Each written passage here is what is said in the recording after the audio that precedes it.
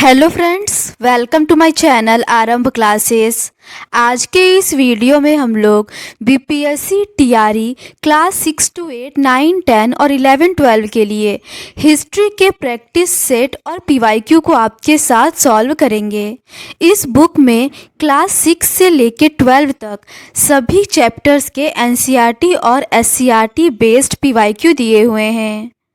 इसके साथ ही BPSC TRE 1, 2, 3, DSSB TGT PGT, KVS TGT PGT, NVS TGT PGT और ईएमआरएस में जो भी हिस्ट्री के क्वेश्चन पूछे गए हैं वो सभी दिए हुए हैं।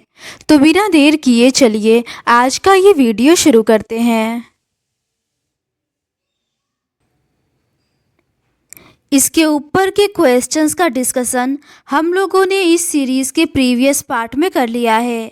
आज हम लोग उसके आगे के क्वेश्चंस का डिस्कशन आपके साथ करेंगे। क्वेश्चन नंबर 91 है, कामागाटा मारू क्या था? इसका सही आंसर है ऑप्शन है एक जहाज। कामागाटा मारू एक जहाज था। कामागाटा मारू की घटना 1914 में उस समय घटित हुआ था जब कनाडा की सरकार ने उन भारतीयों पर पूरी तरह से प्रतिबंध लगा दिया था जो भारत से सीधे कनाडा न आए हों। बाबा गुरुदत्त सिंह के नेतृत्व में पंजाब के 376 यात्री जापानी समुद्री जहाज कामागाटा मारू में बैठकर हांगकांग से रवाना हुए थे।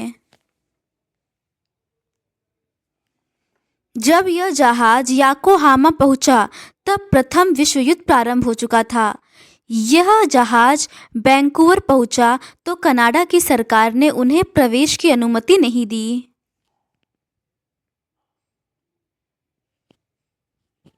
विभिन्न प्रतिबंधों के चलते जहाज को वापस भारत की ओर लौटना पड़ा। इसके बाद जब जहाज बजबज बंदरगाह पर पहुंचा तो यात्रियों और पुलिस में झड़प हुई। इसमें कुछ यात्री मारे गए और शेष को जेल में डाल दिया गया। अगला प्रश्न है, 1920 में स्थापित all India trade union Congress का पहला अध्यक्ष कौन था? इसका सही आंसर है ऑप्शन सी, लाला लाजपत राय। 1920 ईस्वी में स्थापित अखिल भारतीय ट्रेड यूनियन कांग्रेस के पहले अध्यक्ष लाला लाजपत राय थे। एटक का प्रथम सम्मेलन बम्बई में हुआ था। अपनी स्थापना के शुरुआती वर्षों में एटक गांधीवादी तथा लोकतांत्रिक विचारधारा से अनुप्रमाणित रहा, परंतु बाद में इसने वामपंथी विचारधारा का समावेश हो गया। अगला प्रश्न है, अखिल भारतीय व्यापार संगठन कांग्रेस का प्रथम अध्यक्ष थे? इसका सही आंसर है ऑप्शन बी, लाला लाजपत राय। अगला प्रश्न है, किस वर्ष मुजफ्फरपुर बम कांड हुआ था? इसका सही आंसर है ऑप्शन बी, 1908 में। 30 अप्रैल 1908 को मुजफ्फरपुर बम कांड हुआ था। इस घटना में मुजफ्फरपुर के तत्कालीन जिलाधिकारी किंग्सफोर्ड पर खुदीराम बोस तथा प्रफुल्ल चाकी ने बम फेंका था, किंतु वे बच गए। इस बम कांड में कैनेडी की पत्नी और पुत्र मारे गए। अगस्त 1908 में 17 वर्ष की उम्र में खुदीराम बोस को फांसी दे दी गई तथा प्रफुल्ल चाकी ने आत्महत्या कर ली। अगला प्रश्न है, 64 दिन की भूख हड़ताल के बाद जेल में जतिन दास की मृत्यु हुई थी। किस भारतीय नेता ने जतिन दास की प्रशंसा की थी? इसका सही आंसर है ऑप्शन ए, जवाहरलाल नेहरू ने। भगत सिंह तथा उनके साथियों जैसे क्रांतिकारी राष्ट्रवादी उपनिवेशों शासन तथा अमीर शोषक वर्गों से लड़ने के लिए मजदूरों और किसानों की क्रांति चाहते थे। इस काम को पूरा करने के लिए उन्होंने 1928 में दिल्ली स्थित फिरोज शाह कोटला में हिंदुस्तान सोशलिस्ट रिपब्लिकन एसोसिएशन की स्थापना की। इस संस्था से जुड़े जतीन दास, जिनकी 64 दिन की भूख हड़ताल के बाद जेल में मृत्यु हो गई थी, इनकी प्रशंसा जवाहरलाल नेहरू ने की थी। अगला प्रश्न है, इनमें से कौन से कार्यकर्ता ने लंदन में संयुक्त प्रवर समिति में सार्वभौमिक मताधिकार की हिमायत करने के लिए एनी बेसेंट का साथ दिया? इसका सही आंसर है ऑप्शन ए सरोजनी नायडू। सरोजनी नायडू ने लंदन में संयुक्त प्रवर समिति में सार्वभौमिक मताधिकार की हिमायत करने के लिए एनी बेसेंट का साथ दिया। 1920 के दशक की शुरुआत से ही राष्ट्रीय आंदोलन में सक्रिय सरोजनी नायडू दांडी यात्रा के मुख्य नेताओं में से एक थी। भारतीय राष्ट्रीय कांग्रेस के अध्यक्ष पद पर पहुंचने वाली वह पहली भारतीय महिला थी। अगला प्रश्न है, पूर्ण स्वराज की कार्यसूची को डैश में अपनाया गया। इसका सही आंसर है ऑप्शन ए 1929 के लाहौर अधिवेशन में। 1929 के लाहौर अधिवेशन में हुए पूर्ण स्वराज का प्रस्ताव पारित किया गया। जवाहरलाल नेहरू की अध्यक्षता में 1929 में पारित किए गए इस प्रस्ताव के आधार पर 26 जनवरी 1930 को पूरे देश में स्वतंत्रता दिवस मनाया गया। अगला प्रश्न है, महात्मा गांधी के दक्षिण अफ्रीका से भारत लौटने के बाद निम्न में से किस प्रमुख सार्वजनिक कार्यक्रम में हिस्सा लिया जिसमें उन्होंने संभ्रांत वर्ग पर मेहनतकश लोगों की उपेक्षा का आरोप लगाया।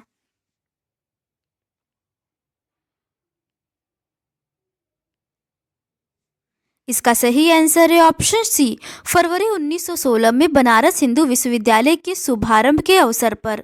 महात्मा गांधी के दक्षिण अफ्रीका से भारत लौटने के बाद महात्मा गांधी ने फरवरी 1916 में बनारस हिंदू विश्वविद्यालय के शुभारंभ के अवसर पर हिस्सा का आरोप लगाया। जनवरी 1915 में महात्मा गांधी दक्षिण अफ्रीका से भारत लौटे। भारत में उनका पहला आंदोलन चंपारण सत्याग्रह था।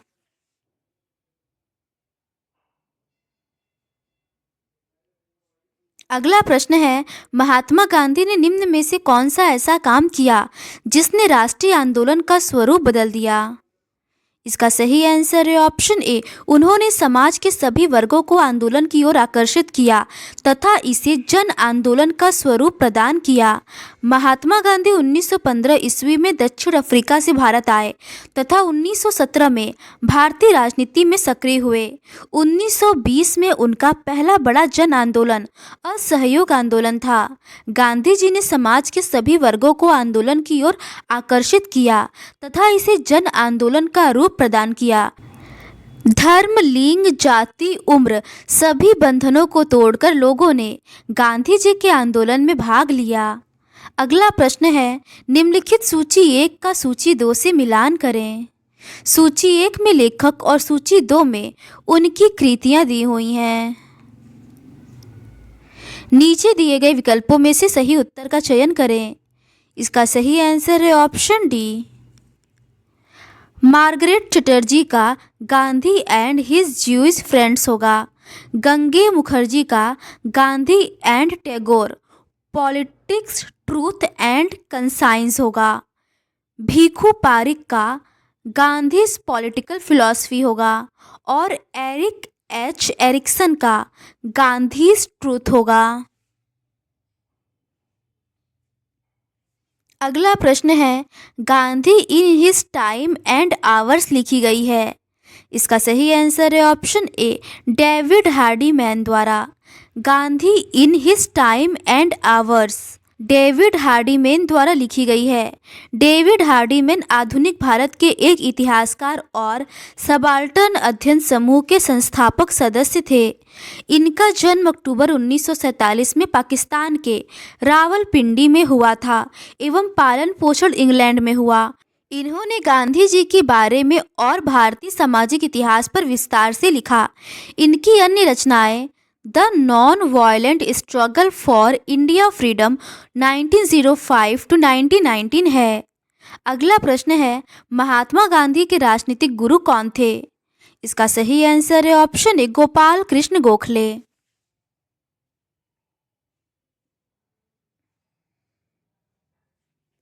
महात्मा गांधी के राजनीतिक गुरु गोपाल कृष्ण गोखले थे। 1915 में दक्षिण अफ्रीका से भारत लौटने पर गांधी जी ने अपने गुरु गोपाल कृष्ण गोखले की सलाह पर पूरे भारत का सर्वप्रथम दौरा किया। इस दौरान उन्होंने लोगों की जरूरतों और हालात को समझा। उनके प्रारंभिक प्रयास चंपारण, अहमदाबाद और खेड़ा के स्थानीय आंदोलन के रूप में सामने आए। इस आंदोलन की सफलता के पश्चात गांधी जी का उदय भारतीय राजनीति में हुआ। अगला प्रश्न है, कहां पर कांग्रेस अधिवेशन में उपस्थित होकर कांग्रेस की राजनीति में महात्मा गांधी ने प्रवेश किया था? इसका सही आंसर है ऑप्शन बी, 1919 में अमृतसर। महात्मा गांधी कांग्रेस पार्टी के 1901 के कलकत्ता अधिवेशन में पहली बार शामिल हुए थे। दक्षिण अफ्रीका से लौटने के पश्चात गांधी जी ने 1916 के लखनऊ कांग्रेस अधिवेशन में भाग लिया था, किंतु अब तक उन्होंने कांग्रेस की राजनीति में प्रवेश नहीं किया था। जलियांवाला बाग हत्याकांड की निंदा कांग्रेस के अमृतसर अधिवेशन में किया गया था। अमृतसर अधिवेशन में उपस्थित होकर गांधी जी ने कांग्रेस की राजनीति में प्रवेश किया था। अगला प्रश्न है, 1919 से 1947 के दौरान भारतीय राजनीति पर किसका आधिपत्य रहा? इसका सही आंसर है ऑप्शन ए, उपयुक्त में से कोई नहीं। 1919 से लेकर 1947 के दौरान भारतीय राजनीति पर गांधी जी का आधिपत्य था। इसी कारण इसे गांधीवादी युग कहा जाता है। प्रथम विश्व युद्ध के बाद उत्पन्न परिस्थितियों ने राष्ट्रीय आंदोलन में गांधीवादी चरण के लिए पृष्ठभूमि तैयार की। इस पृष्ठभूमि के लिए चंपारण, खेड़ा सत्याग्रह, अहमदाबाद श्रमिक आंदोलन, रॉलेट सत्याग्रह, असहयोग आंदोलन, सविनय अवज्ञा आंदोलन, व्यक्तिगत सत्याग्रह, भारत छोड़ो आंदोलन इत्यादि कारण थे। अगला प्रश्न है, प्रथम विश्व युद्ध के दौरान किस ब्रिटिश नीति का उद्देश्य भारत में असहमति को दबाना और नागरिक स्वतंत्रता को कम करना था? इसका सही आंसर है ऑप्शन सी, रॉलेट एक्ट। 1919 में प्रस्तावित रॉलेट एक्ट का उद्देश्य भारत में क्रांतिकारियों के प्रभाव को समाप्त करना था। वह प्रथम विश्व युद्ध के दौरान ब्रिटिश नीति का उद्देश्य भारत में असहमति को दबाना और नागरिक स्वतंत्रता को कम करना था। ब्रिटिश सरकार ने 1917 ईस्वी में सर सिडनी रॉलेट की अध्यक्षता में एक कमेटी नियुक्त की, जिसका उद्देश्य यह जांच करना था कि भारत में किस स्तर पर क्रांतिकारी आंदोलन संबंधी षड्यंत्र फैले हुए हैं। इस एक्ट को बिना वकील, बिना अपील और बिना दलील का कानून भी कहा जाता है। अगला प्रश्न है, उस दिन की पहचान करें जिस दिन महात्मा गांधी ने भारतीयों से रॉलेट अधिनियम का अहिंसापूर्ण विरोध के रूप में मनाने का आह्वान किया था। इस दिन का मतलब अपमान और प्रार्थना और हड़ताल का दिन था। इसका सही आंसर है ऑप्शन बी, 6 अप्रैल 1919। गांधी जी ने लोगों से आह्वान किया कि रॉलेट कानून का विरोध करने के लिए 6 अप्रैल 1919 को अहिंसक विरोध दिवस के रूप में, अपमान व याचना दिवस के रूप में मनाया जाए और हड़ताल किया जाए। सत्याग्रह सभाओं के माध्यम से 6 अप्रैल से रॉलेट सत्याग्रह की शुरुआत हुई। रॉलेट सत्याग्रह के दौरान ही 13 अप्रैल 1919 को अमृतसर में जलियांवाला बाग हत्याकांड हुआ था। अगला प्रश्न है, जलियांवाला बाग नरसंहार की जांच हेतु गठित बॉर्डर इंक्वायरी कमेटी में किस भारतीय को स्थान मिला था? इसका सही आंसर है ऑप्शन डी, उपयुक्त में से एक से अधिक। 1919 में प्रस्तावित रॉलेट एक्ट के खिलाफ लोग अमृतसर के जलियांवाला बाग के मैदान में एकत्रित हुए थे। 13 अप्रैल 1919 को वैसाखी के दिन जलियांवाला बाग नृशंस हत्याकांड हुआ था। जनरल डायर ने इस निहत्थे लोगों पर अंधाधुंध गोलियां चला दी, जिससे हजारों लोग मारे गए। सरकार ने इसकी जांच के लिए लॉर्ड विलियम हंटर की अध्यक्षता में हंटर कमेटी का गठन किया।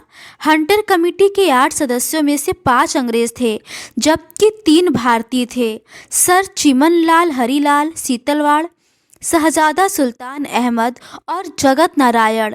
भारतीय राष्ट्रीय कांग्रेस ने इस घटना की जांच के लिए मदन मोहन मालवीय के नेतृत्व में एक आयोग का गठन किया था। इस घटना से भारतीयों को गहरा सदमा और चोट पहुंची थी। रविंद्रनाथ टैगोर ने अपनी पीड़ा और गुस्सा जताते हुए नाइटहुड की उपाधि वापस कर दिया था। अगला प्रश्न है, जलियांवाला बाग नृशंस हत्याकांड किस दिन हुआ? इसका सही आंसर है ऑप्शन बी, वैसाखी के दिन। अगला प्रश्न है, अप्रैल 1919 में किस घटना से भारतीयों को गहरा सदमा और चोट पहुंची थी? इसका सही आंसर है ऑप्शन सी, जलियांवाला बाग दुर्घटना से। आगे के प्रश्न खिलाफत आंदोलन और असहयोग आंदोलन से संबंधित है। क्वेश्चन नंबर 110 है, 1920 ईस्वी में असहयोग आंदोलन के दौरान कांग्रेस के विधान परिषदों के बहिष्कार के सिद्धांत का कौन प्रबल विरोधी था? इसका सही आंसर है ऑप्शन डी, उपर्युक्त में से एक से अधिक। 1920 के असहयोग आंदोलन के दौरान कांग्रेस के विधान परिषदों के बायकॉट का विरोध चित्तरंजन दास के अलावा लाला लाजपत राय, एनी बेसेंट, विपिन चंद्र पाल, मदन मोहन मालवीय और मोहम्मद अली जिन्ना ने भी किया। मोतीलाल नेहरू एवं अली बंधुओं ने विधान परिषद के बायकॉट का समर्थन किया था। अगला प्रश्न है, किस कांग्रेस सत्र में असहयोग आंदोलन का संकल्प लिया गया? इसका सही आंसर है ऑप्शन ए, नागपुर सत्र में। कांग्रेस के नागपुर सत्र में दिसंबर में असहयोग आंदोलन का संकल्प पारित किया गया था। अखिल भारतीय कांग्रेस कमेटी 1920 के ही अधिवेशन में संसदीय बोर्ड का गठन किया गया था। इस अधिवेशन की अध्यक्षता सी विजय राघवाचार्य ने किया था। इस सत्र में असहयोग आंदोलन से संबद्ध प्रस्ताव CR दास ने रखा था। इसमें यह घोषणा की गई कि वैधानिक तथा शांतिपूर्ण ढंग से स्वराज प्राप्त करना प्रत्येक भारतीय का लक्ष्य है। नागपुर अधिवेशन में कांग्रेस के संविधान में परिवर्तन किए गए थे। प्रांतीय कांग्रेस कमेटियों को भाषाई आधार पर पुनर्गठित किया गया।